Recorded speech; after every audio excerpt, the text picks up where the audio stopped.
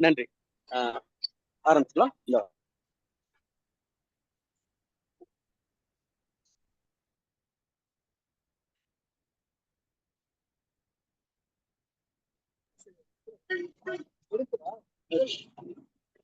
தோழர்களே, தமிழ்நாடு கலை இலக்கிய பெருமன்றம் நடத்துகிற மாபெரும் இலக்கிய பணியான நாளும் ஒரு கதை சொல்லல் என்கிற இணையவழி தொடரில் நாம் ஒரு மகத்தான இடத்தில் இருந்து கொண்டு இந்த நிகழ்ச்சியை இன்றைய தினம் உங்களோடு பயணிப்பதில் தமிழ்நாடு கலை இலக்கிய பெருமன்றம் மற்ற மகிழ்ச்சி அடைகிறது.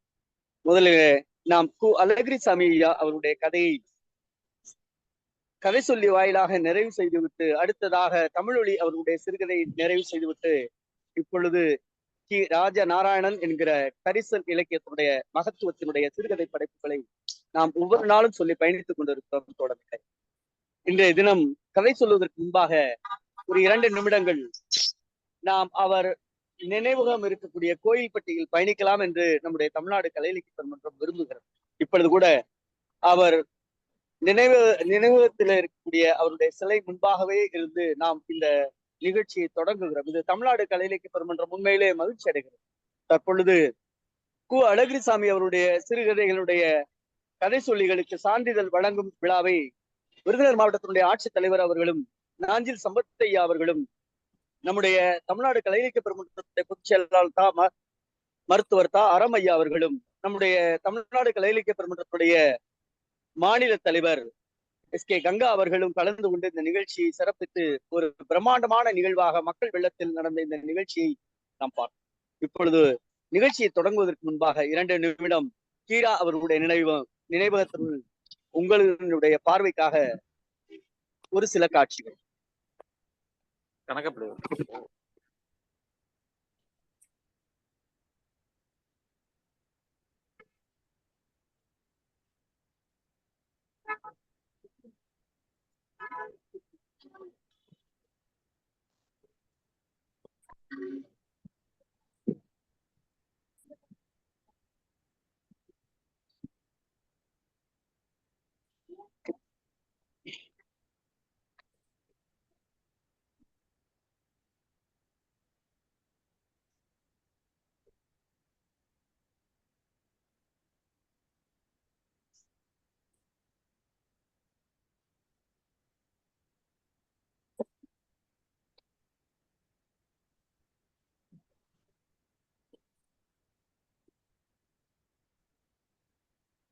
வணக்கம் அனைவருக்கும்.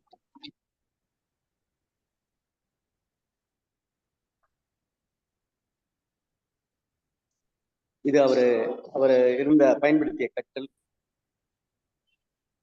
அவர் பயன்படுத்திய சேர், அவர் பயன்படுத்திய புத்தக அலமாரி, அவர் பயன்படுத்திய இருக்கைகள், புத்தக அலமாரி, அவர் பயன்படுத்திய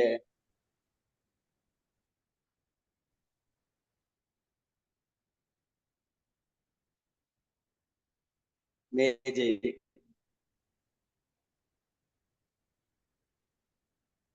அவர் பயன்படுத்திய புத்தகங்கள்,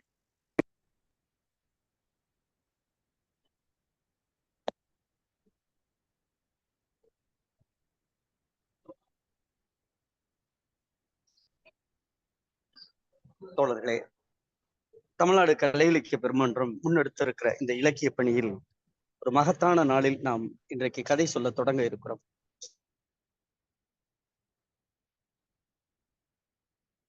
கி ராஜநாராயணன் அவருடைய சிறு கிருஷ்ணன் ஐயா அவர்கள் நம்மோடு சிறுகதை வாயிலாக பயணிக்க இருக்கிறார். இவர் திருச்சியில இருக்கக்கூடிய பெரியார் அரசு மற்றும் கலை அறிவியல் கல்லூரியிலே தமிழ் துறையினுடைய பேராசிரியராக இருக்கிறார். குறிப்பாக அவர் பல்வேறு இலக்கிய பணிகள் ஆற்றியிருந்தாலும் அதிலே குறிப்பிடத்தக்க வகையிலே 25க்கும் மேற்பட்ட கருத்தரங்கங்கள், பயிலரங்கங்கள் கலந்து கொண்டு 5 நூல்களை எழுதியிருக்கிறார். 78க்கும் மேற்பட்ட ஆய்வு கட்டுரைகளை எழுதியிருக்கிறார். பல்வேறு தளத்தில் நல்ல திறனாய்வாளர். நம்முடைய கதை சொல்லியாக இருக்கக்கூடிய நம்முடைய பேராசிரியர் கிருஷ்ணன் அவர்கள் நல்ல திறனாய்வாளர். ஆய்வு கட்டுரைகளை பார்த்தால் 75க்கும் மேற்பட்டவை. அவர் கலந்து கொண்ட கருத்தரங்கங்கள் 100க்கும் மேற்பட்டவை. நல்ல மேடை பேச்சாளர், இலக்கிய சொற்பொழிவாளர், கவிஞர், திறனாய்வாளர் என பன்முகம் கொண்ட முனைவர் பா. கிருஷ்ணன் அவர்கள் இன்றைய தினம் கதவு என்கிற சிறுகதை சொல்ல வருமாறு தமிழ்நாடு கலை இலக்கிய பெருமன்றத்தின் சார்பாக தோழமையோடு அழைக்கின்றோம். தோழமையே வருக, கதை சொல்க.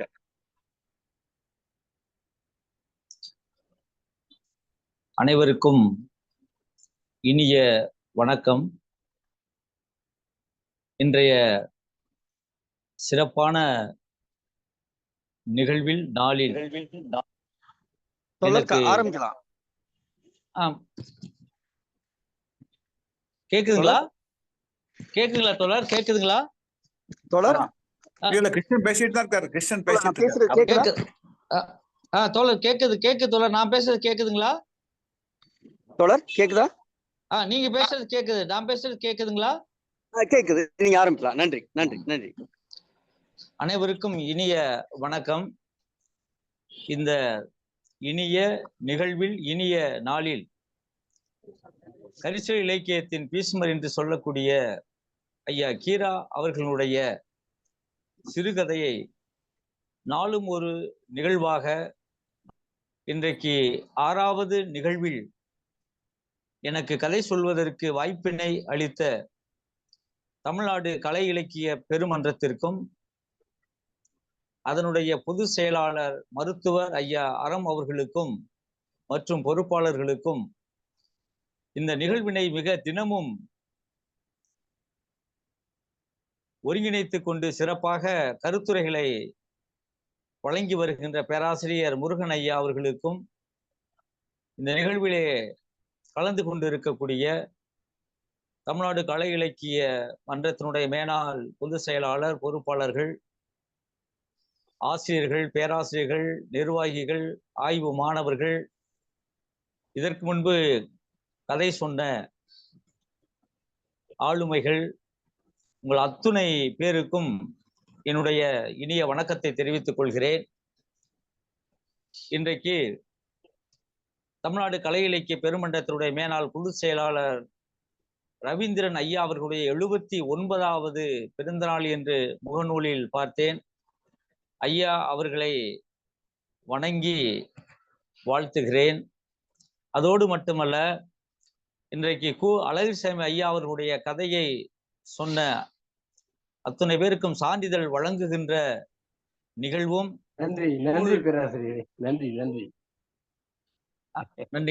நன்றிங்க நூல் வெளியீட்டு விழாவும் மிக சிறப்பாக ஐயா கீரா அவர்களுடைய நினைவிடத்திலே நிகழ்ந்து கொண்டிருப்பது மகிழ்ச்சிக்கு உரியதாக இருக்கிறது. இன்றைக்கு நானும் கலந்து கொள்வேன் என்று சொல்லியிருந்தேன், ஆனால் கலந்து கொள்ள இயலவில்லை. மாலை நேரத்தில் நிகழ்வு இருந்ததனால் கலந்து கொள்ள இயலவில்லை. ஆக இந்த சிறப்பான நிகழ்வுக்கு எனக்கு வாய்ப்பளித்தமைக்கு மீண்டும் என்னுடைய நன்றியை தெரிவித்துக் கொள்கிறேன்.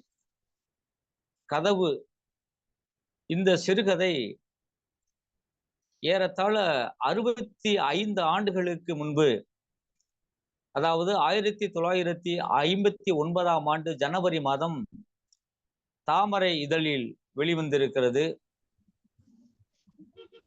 இந்த கதவு அப்படிங்கிற சிறுகதை, இந்த கதவு என்கிற கதையினுடைய தலைப்புக்கு பொருத்தமாற் போல கதவு என்ற வார்த்தையை வைத்து தொடங்குகிறார் ஐயா கீரா அவர்கள்.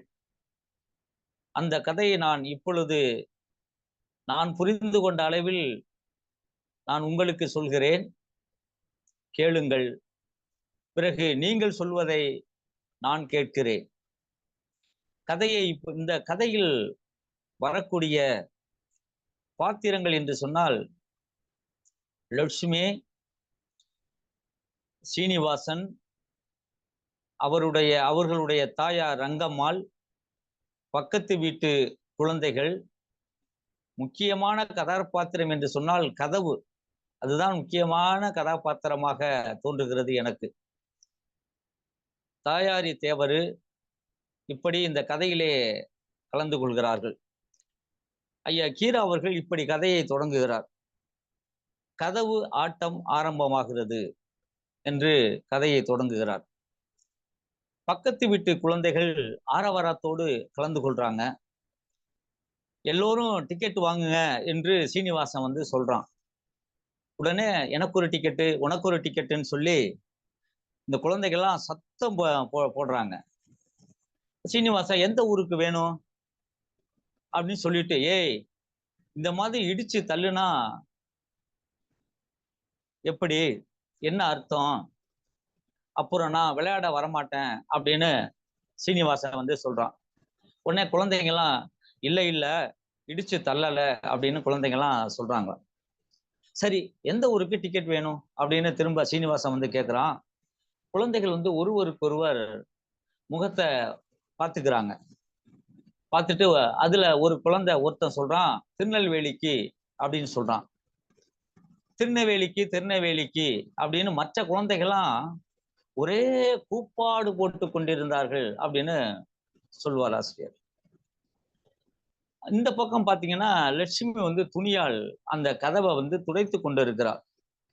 சீனிவாசன் இந்த குழந்தைங்களுக்கே விளையாட உரிய அந்த தருணத்துல வெறுங்கையில இந்த உனக்கு டிக்கெட் டிக்கெட் டிக்கெட் அப்படின்னு சொல்லிட்டு டிக்கெட்டை கொடுத்து முடிச்சிடறான்.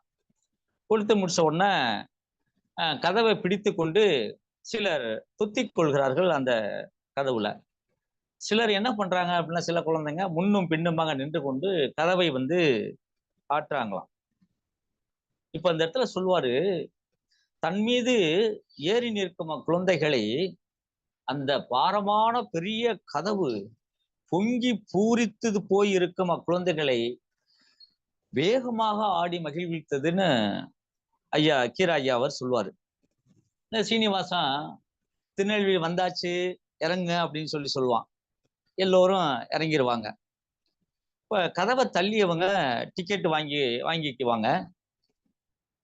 கதவுல ஏறி நின்னவங்க 2 பக்கம் இருந்து திரும்ப கதவை தள்ளுவாங்க. இப்படி கதவு வந்து ஆட்டி கொண்டு இருக்காங்க. இந்த கதவு வந்து பாத்தீங்கன்னா எங்க இருந்தது அப்படின்னா ஒரு அந்த காலத்துல பழைய காலத்து காரை வீடுனா ஓட்டு வீடு என்று சொல்லுவாங்க. எங்க பகுதியில திருச்சி பகுதியெல்லாம் காரை வீடுனா ஓட்டு வீடு அப்படின்னு சொல்லுவாங்க. அதுல ஒத்த கதவு ஒரு பெரிய கதவாக போட்டிருந்தார்கள். இப்பெல்லாம் பாத்தீங்கன்னா ரெட்டை கதவு அப்படி எல்லாம் போடுறோம். அப்போ அது பெரிய ஒரே மரத்துல செய்யப்பட்ட ஒத்த கதவு போட்டிருந்தாங்களாம். அந்த வீட்டுல இருந்தவங்க முன்பு வந்து ரொம்ப வசதி வாய்ப்பா ரொம்ப இருந்தாங்க. இப்ப என்ன ஆயிட்டாங்க அப்படின்னா அந்த வீட்டுல இருந்தவங்க ரொம்ப அப்படியே நொடிச்சு போயிட்டாங்களா. வசதி வாய்ப்பு இல்லாம நொடிச்சு போயிட்டாங்க. அந்த வீட்டுல 2 பேரு, பையன் ஒருத்தன். அந்த மூத்தவ தான் லட்சுமி. அவளுக்கு 8 வயசு. சீனிவாசனுக்கு ஒரு 5 வயசு. ஒரு கை குழந்தை. அவங்க அம்மா வந்து காட்டு வேலைக்கு போயிட்டு வர்றவங்க. உங்க அப்பா வந்து மணிமுத்தாறுல கூலி வேலைக்கு அவரு போயிட்டார். இந்த லட்சுமி சீனிவாசன் என்ன பண்ணுவாங்க அப்படின்னு சொன்னா அவங்க அம்மா காட்டுக்கு வேலைக்கு போயிட்டு வர்ற வரையிலையும் இந்த கை குழந்தைய வச்சுக்கிட்டு இந்த கதவோடு அப்படி அவங்க விளையாட்டு காட்டிட்டு இருப்பாங்களாம். ஒரு நாள் லட்சுமி வெளியில போயிட்டு வரும்போது தெருவுல ஒரு தீப்பெட்டிய கண்டெடுக்கிறா. அந்த தீப்பெட்டியில அது என்ன படம் இருக்கு அப்படின்னு சொன்னா ஒரு நாய் படம் இருக்கிறது. இப்ப இந்த ரெட்டக்கிளி தீப்பெட்டி இதெல்லாம் நான் சிறு வயசு பார்த்திருக்கேன். இப்ப ரொம்ப புகழ்பெற்றது வந்து ரெட்டக்கிளி தீப்பெட்டி. இப்ப அந்த படத்துல என்ன இருக்குன்னா ஒரு நாய் படம் இருக்கிறது. அது அழுக்காக இருக்கிறதாம். இப்ப அந்த அழுக்கா இருக்கிற படத்துல அவ என்ன பண்றா லட்சுமி எச்சிய துப்பி துப்பியிருப்பா. எச்சிய துப்பி தன்னுடைய பாவாடையில அதை அப்படியே வந்து துடைக்கிறான். துடைச்சதுனா என்ன ஆகுதுன்னா சில இடங்கள்ல இருந்த அந்த அழுக்கு அப்படியே படம் பூரா அப்படியே வந்து பரவி இருக்குதான். ஆனாலும் கூட பாத்தீங்கன்னா லட்சுமிக்கு ரொம்ப மனசு திருப்தியா இருக்குதான். படம் சுத்தமாயிருச்சு, நல்லா அழகா இருக்கு அப்படின்னு அவ லட்சுமி வந்து நினைச்சிட்டு இருக்கா. அப்படி நினைச்சிட்டு படத்தை இப்படி முகத்துக்கு நேரா இப்படி வச்சு பாக்குறா. அப்புறம் இப்படி வச்சு பாக்குறா. அப்புறம் இப்படி வச்சு பாக்குறா. பார்த்துட்டு ரொம்ப சந்தோஷம். உடனே பக்கத்துல யார்ட்டையாவது காட்டணுமே அப்படின்னு நினைச்சு இப்படி பின்பக்கம் இப்படி சுத்தம் முத்தம் பாக்குறாளாம். ஆனா பக்கத்துல வந்து யாருமே ஒருத்தலுமே இல்லையா. இப்ப என்ன பண்றா அப்படின்னா லட்சுமி வீட்டை நோக்கி வேகமா நொண்டி அடிச்சு கொண்டு வேகமா போறா. போய் சந்தோஷமா மகிழ்ச்சியில போறா. மகிழ்ச்சி தாங்க முடியாம போறா. இப்போ இந்த லட்சுமி வீட்டுக்கு போகும்போது அங்க அவளுடைய தம்பி சீனிவாசன் அப்படியே அந்த கன்னத்துல இப்படி கையை வச்சுட்டு இப்படி உட்கார்ந்துட்டு இருக்கானா. அவனை கண்டதும் என்ன பண்றான் அந்த லட்சுமி, படத்தை அப்படியே பின்புறமா வச்சு மறைச்சிக்கிறா. மறைச்சிட்டு கொண்டு போய், டேய் நான் என்ன கொண்டு வந்திருக்கேன் சொல்லு பாப்போம் அப்படின்னு கேட்கிறாளாம். டேய் நான் என்ன கொண்டு வந்திருக்கேன் சொல்லு பாப்போம் அப்படிங்கிறாளாம். அவன் சொல்றான், என்ன கொண்டு வந்திருக்காயே எனக்கு தெரியாது, சொல்லேன்னு பாப்போம் அப்படின்னு சீனிவாசன் சொல்றான். எனக்கு தெரியாது. அவ சொல்றா சொல்லேன்னு பாப்போங்கிறா. இவன் வந்து எனக்கு தெரியாது அப்படிங்கிறான். அப்ப லட்சுமி என்ன பண்றா, தூரத்துல இருந்தவரை அந்த படத்தை அவன்கிட்ட காட்டுறா. அவன் அந்த படத்தை பார்த்துட்டு, அக்கா அக்கா எனக்கு தரமாட்டியா என்று அவளை வந்து பாத்தீங்கன்னா ரொம்ப அந்த படிக்கட்டை விட்டு உட்கார்ந்தவன் இறங்கி வந்து, அக்கா அக்கா எனக்கு தரமாட்டியா அப்படின்னு சொல்லிட்டு அவள்கிட்ட வந்து கேட்கிறான். இவன் என்ன சொல்றான், முடியாது அப்படிங்கிற அந்த பாவனையில தலையை அப்படியே அசைச்சுட்டு அந்த படத்தை வந்து என்ன பண்றான், மேல தூக்கி பிடிக்கிறான். அப்ப அந்த அவன் என்ன பண்றான், அவன் தம்பி சீனிவாசன் அவளை சுற்றி சுற்றி அப்படியே வந்து வர்றான். அக்கா அக்கா முடியாது அப்படிங்கிறான். அவன் சொல்றான், நான் எவ்வளவு கஷ்டப்பட்டு இந்த படத்தை நான் கொண்டு வந்திருக்கேன் தெரியுமா அப்படின்னு லட்சுமி வந்து தம்பி சீனிவாசன் சொல்றான். அவன் சொல்றான், ஒரே தடவை நான் பார்த்துட்டு கொடுத்துட்றேன் அக்கா அக்கா என்று அப்படியே கெஞ்சிறான். அக்கா நான் ஒரு தடவை நான் பார்த்துட்டு கொடுத்துட்றேக்கா அப்படின்னு சொல்லிட்டு அவன் வந்து கெஞ்சிறான். அவன் சொல்றா, பார்த்துட்டு கொடுத்துடணும், சரி அப்படிங்கிறான். கிழிக்கப்படாது, சரி சரிக்கா அப்படின்னு சொல்றான். இப்ப சீனிவாசன் என்ன பண்றான், அந்த படத்தை வாங்கி பாக்குறான். அப்படியே அவனுக்கு அப்படியே சந்தோஷத்துல முகம் ரொம்ப மலர்ச்சியா இருக்கு. டேய் அப்ப லட்சுமி சொல்றா, டேய் உள்ள போய் கொஞ்சம் கம்மஞ்சோறு கொண்டடா அப்படின்னு வந்து சொல்றான். இந்த படத்தை நம்ம கதவுல ஒட்டணும் அப்படின்னு சொல்றான். அவன் ரொம்ப சரி அப்படின்னு சொல்லிட்டு உள்ள போய் வீட்டுக்குள்ள போய் சீனிவாசன் போய் என்ன பண்றான், கம்மஞ்சோறு எடுத்துட்டு வரான். அந்த படத்தை 2 பேருமா சேர்ந்து கதவுல வந்து ஒட்டுறாங்க. படத்தை பார்த்த சந்தோஷத்துல 2 பேரும் கைதட்டி ஒரே மகிழ்ச்சியில துள்ளி குதிக்கிறாங்க. இவங்க மகிழ்ச்சிய அந்த சந்தோஷத்துல துள்ளி குதிச்சு அந்த ஓசை எழுப்புனதுல பக்கத்து வீட்டுல இருக்கிற குழந்தைகள்லாம் திரும்ப என்ன பண்ணிட்டாங்க, இவங்க வீட்டுக்கு ஓடி வர்றாங்க. ஓடி வந்த பிறகு மீண்டும் என்ன செய்யறாங்கன்னா, கதவுல ஏறி ஆடுறாங்க, விளையாடுறாங்க. அப்போ இங்கதான் ஆசிரியர் சொல்றா, அந்த கதவை கொஞ்சம் உத்து பார்த்தவங்களுக்கு தெரியும், இவங்க அந்த லட்சுமியும் சீனிவாசனும் ஒட்டிய கதவுக்கு மேல ஒரு படம் ஒட்டப்பட்டு இருக்கு. அந்த படம் பாத்தீங்கன்னா ரொம்ப மங்களா புகையடிச்சு ஒட்டியிருக்கு.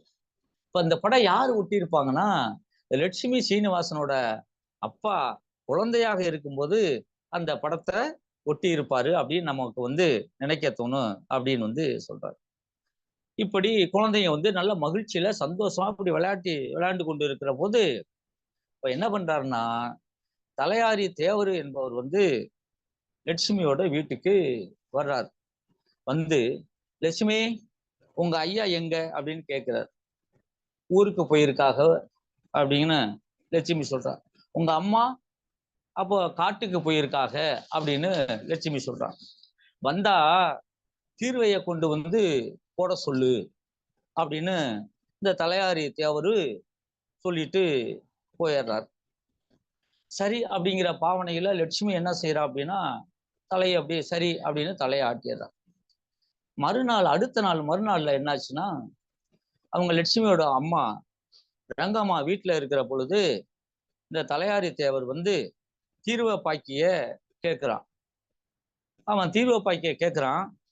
அப்ப ரங்கம்மா வந்து சொல்றாங்க, ஐயா அவர் ஊர்ல இல்ல, மணிமுத்தாறு போய் 5 மாசம் ஆச்சு, ஒரு தகவலும் காணாம், 3 வருஷமா மழை தண்ணி ஒண்ணுமே இல்லை, நாங்க எதை வச்சு என்னத்தை வச்சு உங்களுக்கு நாங்க தீர்வையை கொடுக்க முடியும்? ஏதோ காட்டுல போய் நாங்க கூலி வேலை செஞ்சு நான் இந்த குழந்தைகளை காப்பாத்துறத பெரிய காரியமா இருக்கு, உங்களுக்கு தெரியாதா என்ன அப்படின்னு இந்த ரங்கம்மா வந்து அவன் அந்த தலையாரி தேவர்கிட்ட இந்த ரங்கம்மா வந்து சொல்றாங்க. அப்ப அவன் சொல்றான், நாங்க என்னமா செய்ய முடியும் இதுக்கு, இந்த வருஷம் எப்படியாவது நீங்க கண்டிப்பாக வந்து தீர்வை போட்டணும், அப்புறம் எங்க மேல நீங்க சடைச்சு எந்த புண்ணியமும் இல்ல. இப்ப இது இந்த சடைச்சு அப்படிங்கிறது எங்க திருச்சி பகுதியெல்லாம் சலிச்சு விற்கிறதுல எந்த புண்ணியமும் இல்லை அப்படின்னு சொல்லுவாங்க. அப்படின்னு சொல்லிட்டு அவன் வந்து போயிடுறான்.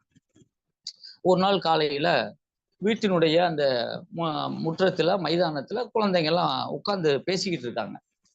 அப்போ இந்த தலையாரி தேவரும் அவங்க கூட இன்னும் 4 பேரும் சேர்ந்து வர்றாங்க. வந்து என்ன பண்றாங்கன்னா அந்த கதவை பேத்து எடுக்க முயற்சிக்கிறாங்க. அந்த 4 பேரும் முடியல. அப்புறம் ஒரு வழியா இந்த தலையாரி தேவர் இவனும் சேர்ந்து அந்த கதவை உடைச்சு 4 பேருமா தலையில தூக்கிக்கிட்டு போறாங்க. இதை பார்த்த குழந்தைங்க ஓடி ஒருத்த வந்து என்ன பண்றான், பிபி இது ஊர்வலமா அந்த குழந்தைங்க நினைச்சுக்குது. சரி நம்ம வீட்டோட இதை வந்து போறாங்கன்னு சொல்லிட்டு, ஏன்னா பிஞ்சு வயசுல சின்ன வயசுல அந்த இது தெரியாது. அப்போ என்ன பண்றான்னா, ஒருத்தன் வந்து பாத்தீங்கன்னா அப்படி பிபி வாசிக்கிற மாதிரி பிபி அப்படி வாசிக்கிறான். ஒருத்தன் அந்த திடும் திடும் தகிதம் அப்படின்னு சொல்லிட்டு அந்த தொடையில தட்டி இது பண்ணிட்டு அப்படியே வந்து அப்படியே போறாங்க. அப்போ என்ன பண்றாரு இந்த தலையாரி என்ன செய்யறான் அப்படின்னா, இதுல சீனிவாசனும் வந்து இதுல கலந்துக்கிறான். இப்படி உற்சாகமா ரொம்ப மகிழ்ச்சியா அந்த குழந்தைங்க வந்து கதவை தூக்கி கொண்டு போறதுக்கு பின்னாடி இப்படி ஊர்வலமா போயிட்டே இருக்காங்க. தலையாரி வந்து இத பார்த்துட்டு அவனால இதை சகிச்சுக்க முடியல. அப்ப என்ன சொல்றான், இப்போ போறீங்களா இல்லையா கழுதைகளா அப்படின்னு இந்த தலையாரி தேவர் சொல்றான், கத்துறான். அதனால இந்த குழந்தைங்க என்ன பண்ணிடுறாங்க, ஓட்டம் பிடிச்சு வந்துடுறாங்க. அவங்க வீட்டுக்கு இந்த குழந்தைங்க வீட்டுக்கு திரும்பி வரும்போது லட்சுமி உட்காந்து அழுதுகிட்டு இருக்கா. என்ன செய்யணும்னு தெரியாம அழுதுகிட்டு இருக்கா.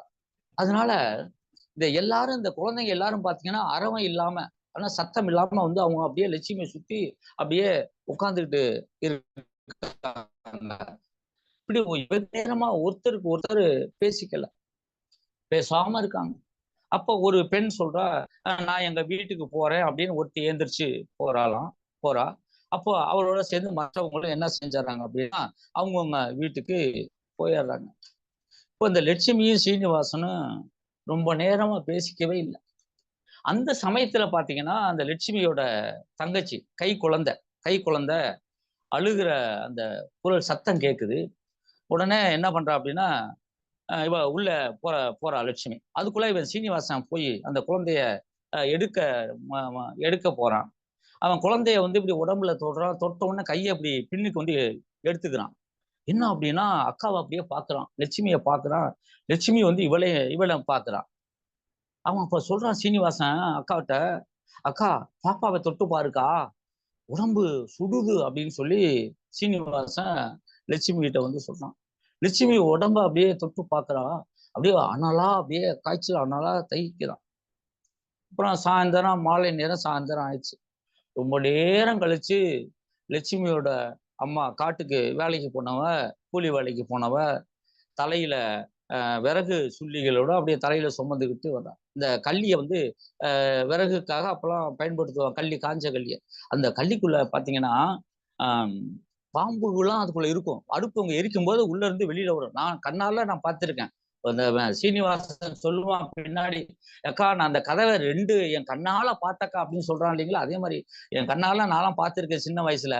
அந்த சுள்ளி அந்த எரிப்பாங்க, அதுக்குள்ள இருந்து அந்த பாம்பு, ஓலைப்பாம்பு இதெல்லாம் வெளியில வரும். அந்த மாதிரி இந்த கல்லியை வந்து சுள்ளியாக கிராமத்துல விறகுக்கு பயன்படுத்துவாங்க.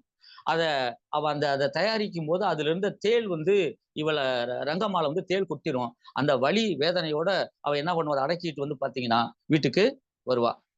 வந்தோடனே குழந்தைய வாங்கி பார்த்தோன்னே உடம்பு ஐயோ தனக்குள்ள பேசிக்குவா, உடம்பு சுடுதே குழந்தைக்கு அப்படின்னு சொல்லி பேசிக்குவாங்க.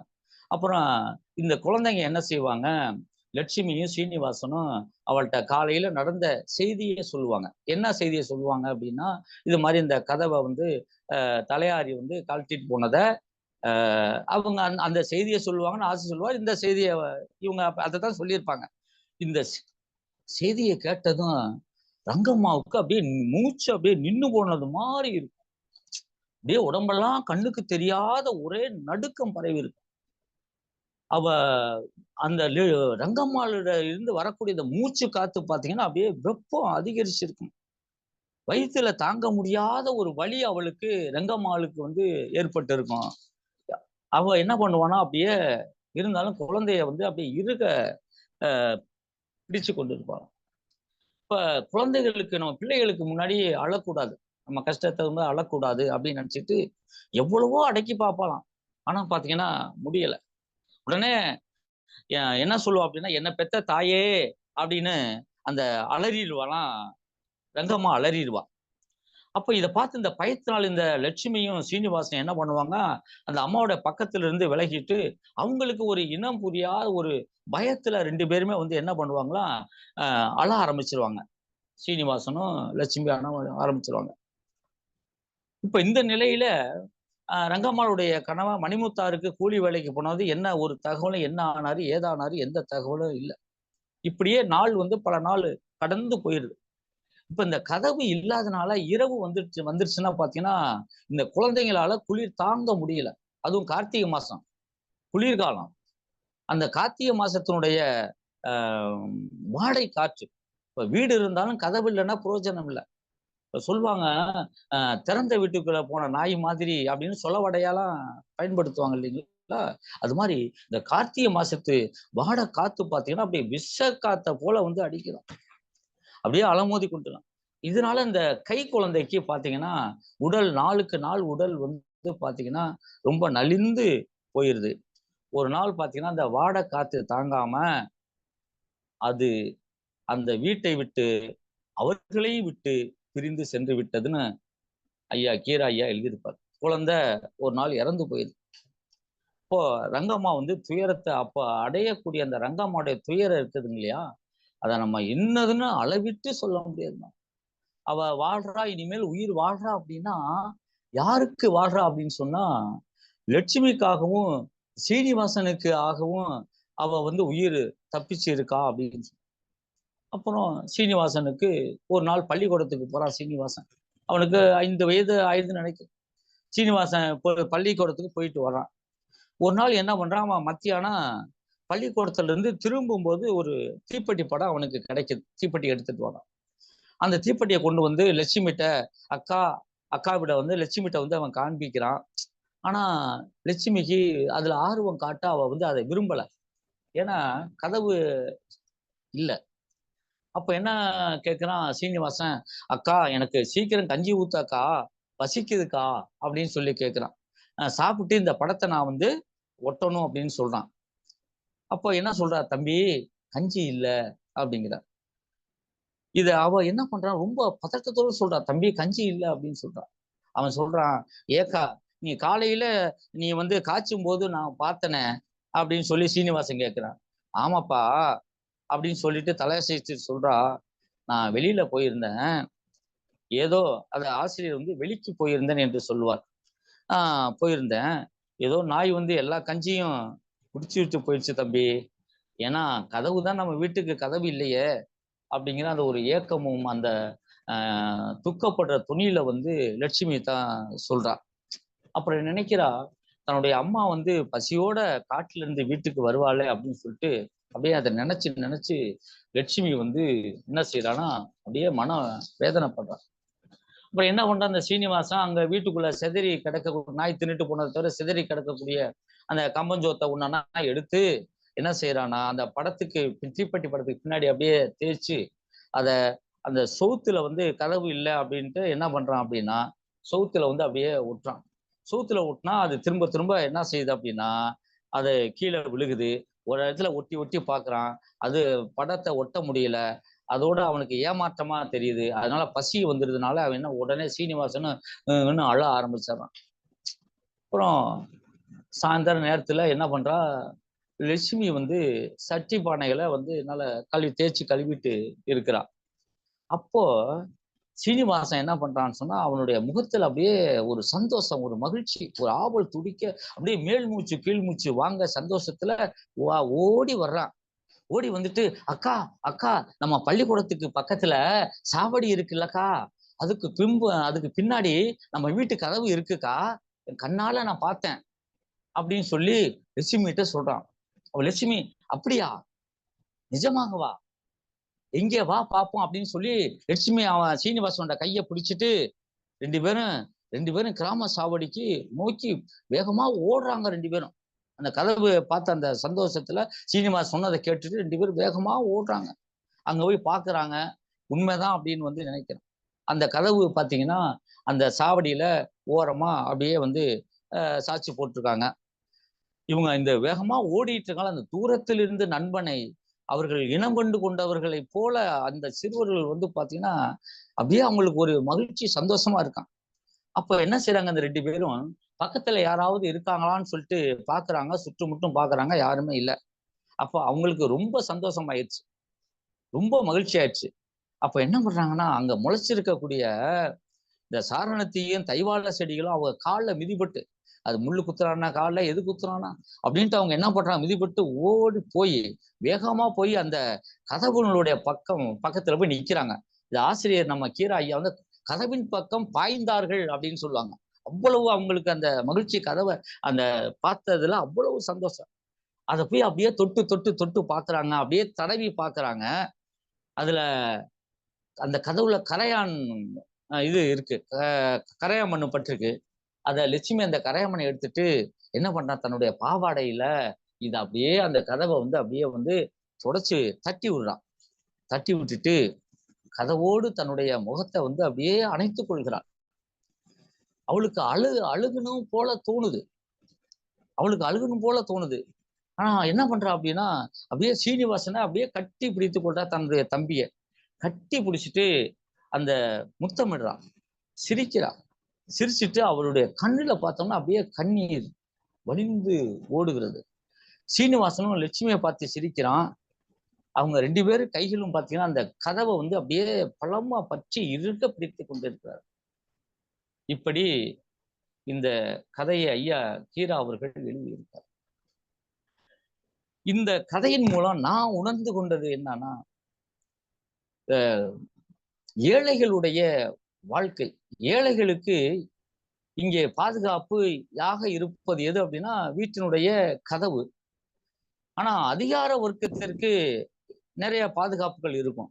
இப்ப இந்த ஏழைகளுடைய வாழ்க்கையையும் இன்னைக்கு பாருங்க, 9,000 கோடி 10,000 கோடின்னு ஏமாத்திட்டு வெளிநாட்டுக்கு தப்பி போனவங்க எல்லாம் நல்லா சுகமா வாழ்றாங்க. ஒரு மழை இல்ல, வருமானம் இல்ல, கூலி வேலை செய்யறவங்க ஒரு வரி கட்டலை அப்படின்னு சொன்னா அவங்களுடைய பாடு, இந்த அதிகார வர்க்கம் அவர்களுடைய வாழ்க்கையை எப்படி துன்பப்படுத்துகிறது, எப்படி சீரழிக்கிறது என்பதை நாம் இந்த கதையின் வாயிலாக நான் உணர்ந்து கொண்டது. ஏன்னா நிறைய பத்திரிகைகளை படிக்கிறோம். ஏன்னா அந்த விவசாயிகள் வந்து வரி கட்டலாம் அப்படின்னா டிராக்டரை சப்தி பண்ணிட்டு போயிட்டாங்க அப்படிங்கிறது ஒண்ணு வேணாம். அரசு ஊழியர்கள் கொஞ்சம் வரி டாக்ஸ் கம்மியா போச்சுன்னா உடனே நோட்டீஸ் விட்டு உடனே இது பண்றாங்க, செய்யறாங்க. ஆனா ஏழைகள் என்ன செய்வார்கள்? அவருடைய வாழ்க்கை என்பது துன்பத்திற்கு துயரம். இன்னொன்னு, இந்த கதவு அப்படிங்கிறது இந்த கிராமப்புறங்கள்ல அதை வச்சுதான் வந்து அந்த கதவை வச்சு இவங்க எப்படியான குடும்பம் அப்படிங்கிறது ஒரு சமூக மதிப்பு அப்படின்னு. இப்போ ஒரு கட்டத்துல வந்துன்னா வீட்டுக்கு பின்புறம் வந்து பெரிய வைக்கோல் போர் இருந்துச்சுன்னா, ஓ இவங்க வந்து பெரிய விவசாய பொருள் இருக்கு, நிறைய நிறைய வசதியான பொருள் இருக்குன்னா அதை வச்சு கண்டுபிடிப்பாங்க. இது கிராமப்புறங்கள்ல இருக்கக்கூடிய அந்த ஒரு சோசியல் மதிப்பு, சமுதாய. அந்த மாதிரி இந்த கதவு இல்லாத வீடு அப்படின்னா அது ஒரு என்ன, அது ரொம்ப துன்பத்திற்கு உரியதாகும். அப்படிப்பட்ட நிலையில இந்த அதிகார வர்க்கம் எப்படியெல்லாம் வந்து ஏழை மக்களை துன்புறுத்தி இருக்கிறது, அதே போன்று வந்து பாத்தீங்கன்னா முதலாளிகளுக்கு எப்படியெல்லாம் இந்த அதிகாரங்கள் வந்து துணை போகிறது என்பதை பற்றியெல்லாம் பார்க்கலாம். அதோடு இந்த குழந்தைகளுடைய மன எழுச்சியை, உலகத்தை ஏதும் அறியாத பிஞ்சு பருவத்துல அந்த விளையாடு எல்லாரும் விளையாண்டுருப்போம். நிச்சயமாக இந்த கதையை படிக்கும்போது நான் சிறு வயதுல தீப்பெட்டி வைத்து நாங்கெல்லாம் விளையாண்டது வந்து, ஏன்னா அது அந்த தீப்பெட்டி அந்த எவரடி ஒரு பேட்ரிஸில் கைலைட்டு இது இருக்கு, அதை உடைச்சு அதுல ஊக்க குத்தி வச்சு அந்த தீப்பெட்டிகள் வச்சு மேல ஊக்க குத்தி வச்சு அதுல அந்த ரெக்கார்டு மாதிரி சுத்தி விளையாண்டு இருக்கோம். ஏன்னா நாங்க பார்த்தது என்னன்னா, அப்பெல்லாம் வந்து ரேடியோ போட்டாங்கன்னா அப்ப இந்த ரெக்கார்டு இப்படி வந்து சுத்துவாங்க, பெரிய அந்த இசை தட்டு இருக்கும், அதை வச்சு இப்படி ஒருத்தர் சுத்திக்கிட்டே இருப்பாரு அந்த இயக்கவர். அதை பார்த்துக்கிட்டு இருந்துட்டு அதே மாதிரி வந்து என்ன பண்ணுவோம், நாங்க சிறுவரா இருக்கும் போதெல்லாம் விளையாடுவோம். இந்த மாதிரி இந்த குழந்தைகளுடைய மன உணர்வுகளை இங்கே மிக தத்ரூபமாக 65 ஆண்டுகள் ஆனாலும் கூட இன்னைக்கு இந்த கதையை படிச்சோம்னா அந்த நினைவுகளுக்கு நமக்கு அதை அப்படியே கொண்டு போய் விடுவது. இதுதான் கீரா ஐயாவினுடைய படைப்பினுடைய வெற்றி. அதே போல வந்து வட்டார வழக்கு சொற்களை பயன்படுத்தி நிறைய இடங்கள்ல வந்து வட்டார வழக்கு சொற்களை வந்து ஐயா வந்து நிறைய பயன்படுத்தி இருக்கிறாரு. இந்த கதையை படிக்கும் போது மீண்டும் மீண்டும் படிக்கக்கூடிய வகையில ஐயா அவர்கள் இந்த கதையை அமைத்திருக்கிறார். அன்றைய நான் நினைச்சு பார்த்தேன், மத்தியான சோறு இப்ப மதிய உணவு கொண்டு வந்தது பெருந்தலைவர் காமராஜர் என்று காமராஜர் சொல்லுவாங்க. இப்ப 59லாம் இங்கே பெருந்தலைவர் காமராஜருடைய ஆட்சி தான். அவன் மதியத்துக்கு வீட்டுக்கு சாப்பாடு வர்றான். அப்போ மதிய உணவு வந்து பரவலாக்கப்படவில்லையோ என்கிற எண்ணம் எனக்கு அது தோன்றியது. இந்த மாதிரி மிக சிறப்பாக ஐயா கதையை படைத்து இருக்கின்றார். இந்த அருமையான வாய்ப்பினை எனக்கு நல்கிய உங்கள் அத்துணை பேருக்கும் என்னுடைய மீண்டும் வணக்கத்தையும் நன்றியையும் தெரிவித்துக் கொள்கிறேன். நன்றி, வணக்கம். நன்றி தோழமையா. ஒரு ஒரு பிரம்மாண்டமான ஒரு கதையை, மக்கள் விரும்பி கேட்ட கதையை கதை சொல்லல் வாயிலாக சிறப்பாக சொல்லி, நீங்க உண்மையிலே ஒரு ஆய்வாளர், சிறந்த கதை சொல்லிங்கிறது எனக்கு தெரியும். அந்த ஒப்பீடு கடைசியில மன நிறைவா இருந்தது. அந்த கதையோட ஒப்பீடு, உங்களுடைய கருத்து, இந்த சமூகத்தில் புரையோடு கிடக்கிற அவலங்களை பேசுகிற அந்த வார்த்தைகள் எல்லாம் நமக்கு ஒரு மன நிறைவை தந்தது. மிக்க நன்றி தோழமையே. வழக்கம் போல் பின்னூட்டத்தால் பெருமை சேர்க்கிற நம்மளுடைய தோழர் கவிஞர் ரவீந்திர பாரதி ஐயா இருக்கீங்களா? இருக்கேன்.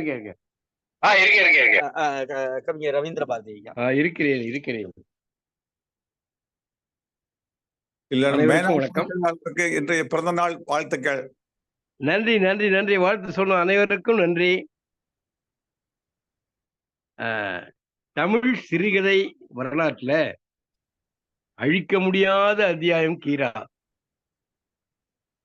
அது நிலைத்து நின்றுவிட்ட ஒரு வரலாற்று பதிவு கீராவினுடைய கதைகள். இந்த கதவு அவருடைய நட்சத்திர கதைகள்ல ஒண்ணு. கதவு, வேட்டி, கிடை, இந்த கதைகள்லாம் எல்லா கதைகளுமே சிறப்பானவை.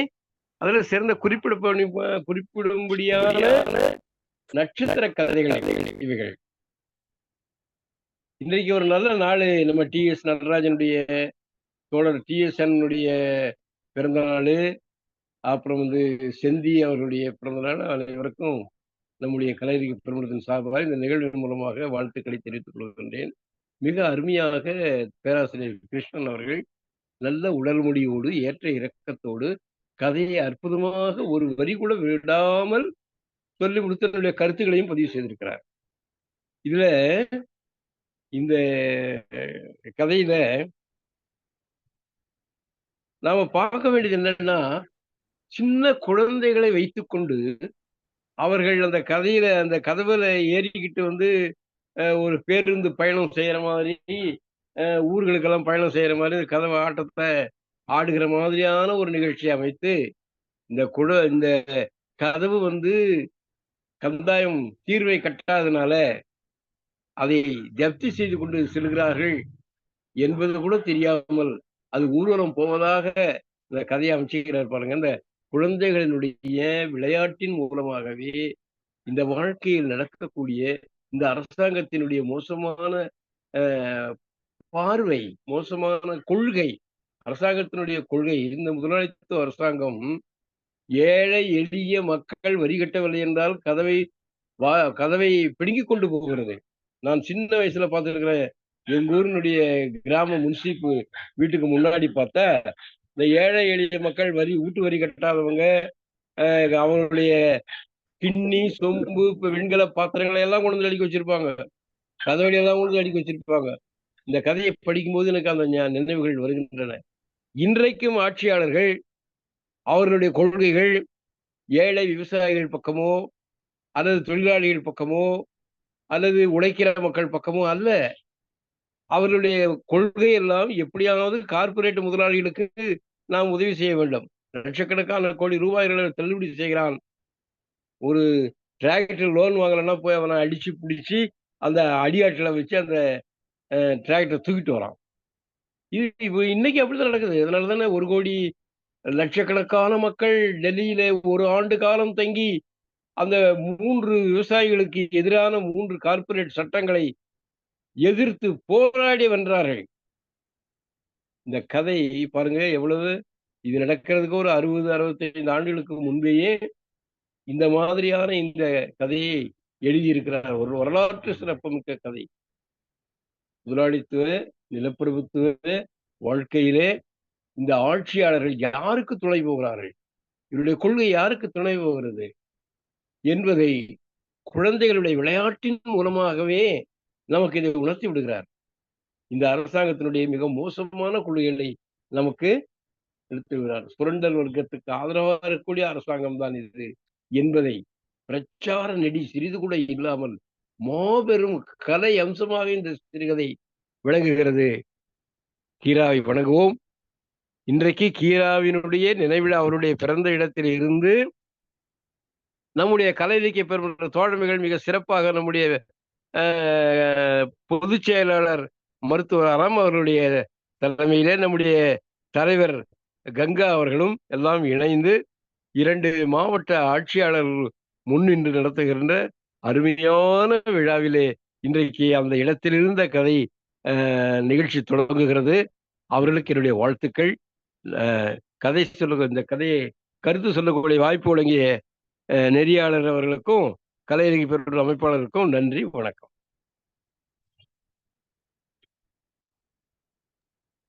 நன்றி தோழமையே. அடுத்து வேற யாராவது பின்னூட்டம் இருக்கீங்களா?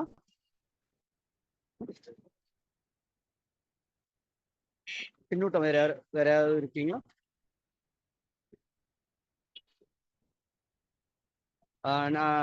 நாராயணசாமி ஐயா, நீங்க சொல்லலாம். நீங்க ஏன்னா உங்களுடைய பின்னூட்டம் வர எங்களுக்கு ரொம்ப பிடிக்குது, சொல்லலாம். ரொம்ப சந்தோஷம். எனக்கு ரொம்ப மகிழ்ச்சி இந்த நிகழ்வில் கலந்து கொள்வதற்கு. இன்று பிறந்த நாள் காணும் அனைவருக்கும் என்னுடைய பிறந்தநாள் வாழ்த்துக்களை தெரிவித்துக் கொள்கிறேன்.